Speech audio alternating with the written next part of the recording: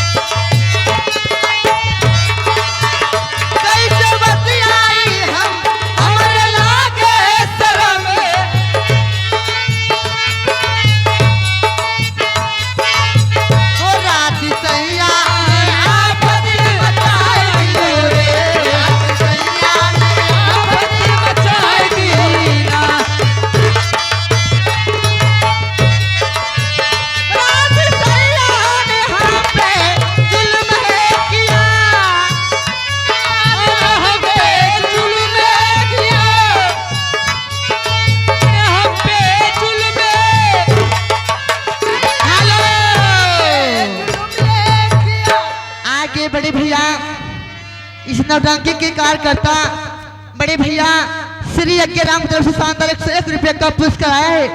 मैं भैया को नमस्कार लाख धन्यवाद करती हूँ और उनके लिए कहना है जी। क्या कहना है? हेलो का छोटी सी भोजपुरी गीत की फरमाइश आई है। अच्छा ये आगे ये आगे एसके साहब इनकी तरफ से 21 रुपए का पुरस्कार। लेकिन इनका कहना है जाओ तुम चाहे जहां याद करोगी वहां। हमारे कहना है हे जाओ तुम चाहे जहां, क्या बात है, हे जाओ तुम चाहे जहां